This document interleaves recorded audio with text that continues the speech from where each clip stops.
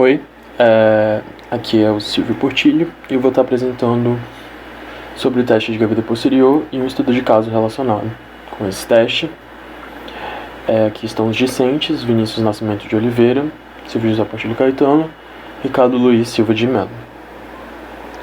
Para começar, vamos falar um pouco de anatomia do joelho, principalmente os ligamentos cruzados anterior e posterior.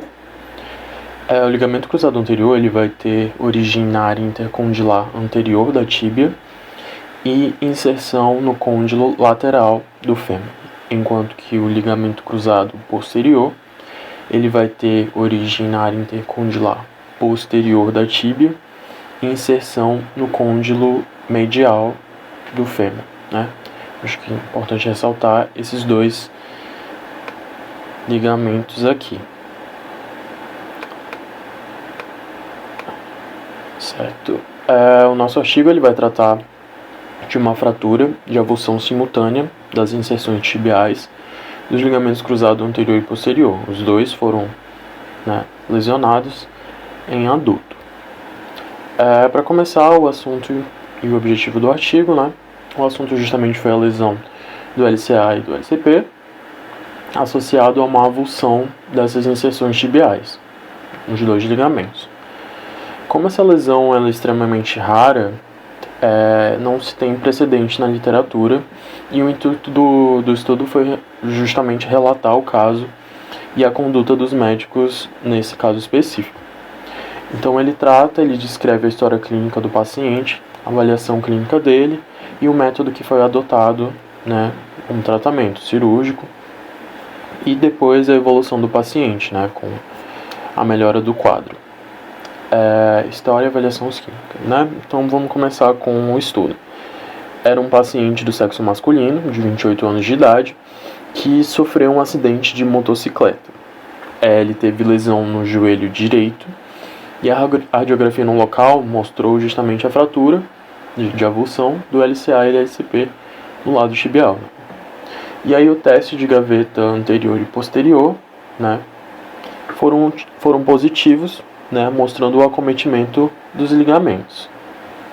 A gente teve uma baixa pontuação no questionário de Tegner-Limson, de 35 pontos, o que é ruim. História e avaliações clínicas, o valgo e o varum deram negativos. O paciente ele foi imobilizado na porção inguinal até o pé, e aí os médicos decidiram a redução aberta, uma cirurgia invasiva que ocorreu 21 dias após o trauma, através da inserção de parafusos e arruelas nas fraturas para fixação, E aí o paciente ele recebeu alta hospitalar 2 dias depois da cirurgia, mas ele continuou com o acompanhamento no ambulatório ortopédico, A avulsão combinada do LCA e LCP no lado tibial.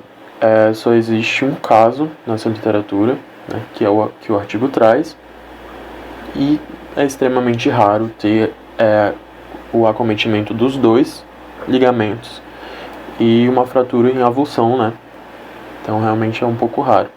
O tratamento adotado ele teve uma resposta satisfatória e aparentemente a lesão ela é bem grave, mas ela é tratável, e nesse caso a recuperação do paciente foi boa, ele conseguiu uma boa amplitude de movimento depois de um tempo, Aqui a gente tem uma imagem radiográfica do joelho, mostrando onde foram, as avulsões e as fraturas.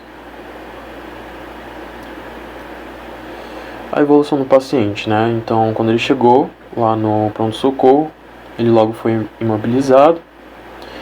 E aí, depois da cirurgia, foi também utilizado o imobilizador, alguns fármacos profiláticos, antibióticos e um fármaco para evitar a trombose venosa profunda. E ele foi instruído a não colocar o peso no membro inferior direito, que foi o membro acometido pela lesão. 15 dias após a cirurgia, ele iniciou fisioterapia, com movimentos isotônicos e isométricos. E aí, 30 dias após a cirurgia, ele conseguiu uma amplitude de movimento de 90 graus do membro.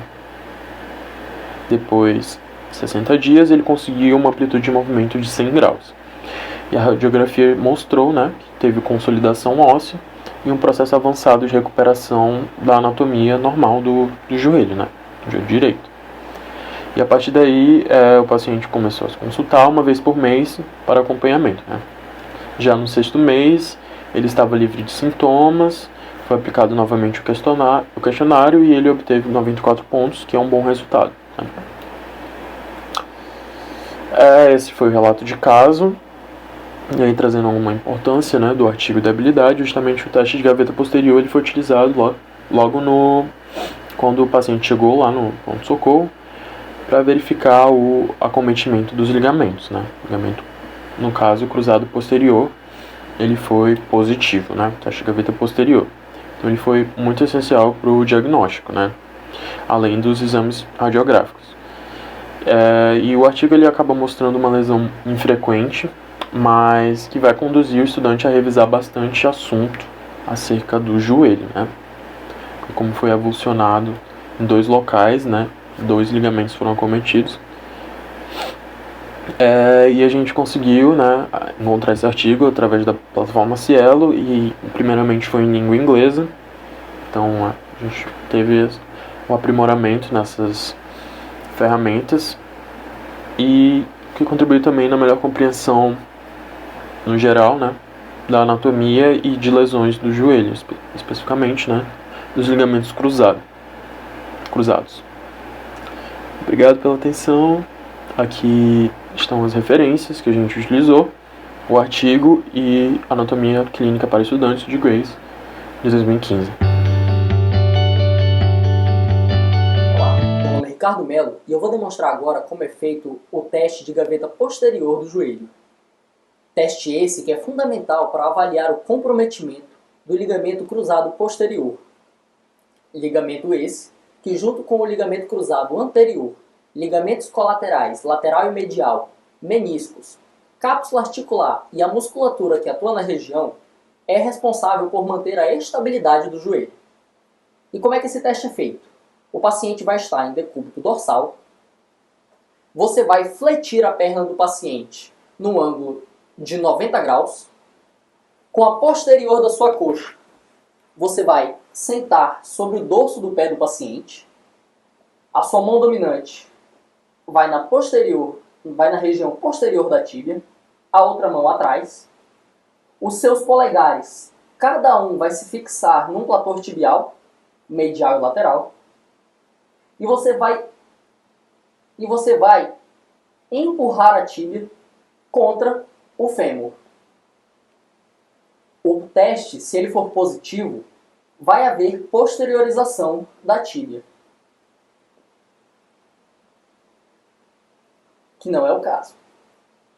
Vale lembrar que esse teste ele tem que ser feito bilateralmente, para que você possa avaliar como um ligamento está em relação ao outro.